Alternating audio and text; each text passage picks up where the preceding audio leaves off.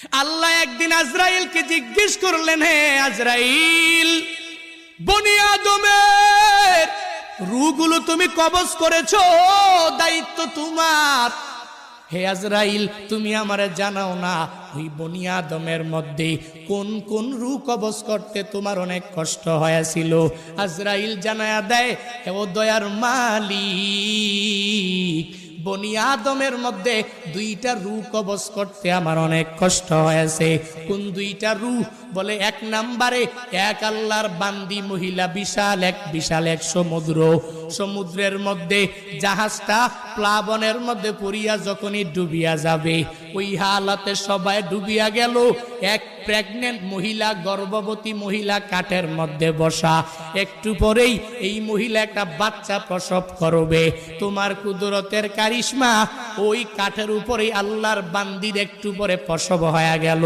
সন্তানটা দুনিয়ার মধ্যে ওই কাষ্টের উপরে যখন দুনিয়াতে আসলো, তখনই তোমার অর্ডার হয়ে গেল, হে আজরাইল, যাও এই বান্দির রূহটাকে কবজ করে তুমি নিয়ে চলে আসো। আমি যখন ওই কাঠের উপরে ঝুলন্ত ওই মহিলার রূহটাকে কবজ করার জন্য যখন আমি চলে গেলাম, আমার মনের মধ্যে অনেক কষ্ট ওই সময়ে লেগেছিল। কারণ কি আল্লাহ জানেন না?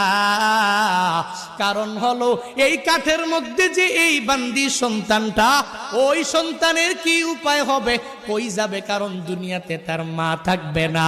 মা ছাড়া সন্তানেরা যেই পরিমাণ পাগল পারা হয়ে যাবে, হে বান্দারা, ওই হসপিটালের বেডের মধ্যে গিয়া দেখবেন, ওই জায়গার মধ্যে কত মায়েরা ডেলিভারির সময় দুনিয়া থেকে বিদায় নিয়ে চলে গেল। সন্তানেরা কত কষ্ট করে লালিত পালিত হয়ে গেল, কারণ দুনিয়াতে মা নাই। মা ছাড়া সন্তানটা দুনিয়াতে টিকে থাকতে পারে না। 70 বছরের ওই মুরব্বী নিজের মা হারাইয়া কান্দে, চোখের পানি ফালায়া, ওই বাবা হারাইয়া কান্দে। কারণ বান্দা তো জানে আমার নাতি নাতনির অভাব নাই, এই দুনিয়াতে আমার ছেলের অভাব নাই, এই দুনিয়াতে আমি সব কিছু দুনিয়াতে পাইয়া গেলাম, এখন আমার কোনো কিছুর অভাব নাই। কিন্তু আমার মা ছাড়া আমার এতিম অবস্থা হয়ে যায়, আমার বাবা ছাড়া আমার এতিম অবস্থা হয়ে যায়। সন্তানটা বড় হয়ে গেল, এরপরেও মা ছাড়া চলতে পারে না। মা যার নাই, মনে হয় ঘরের মধ্যে কোনো একটা নাই।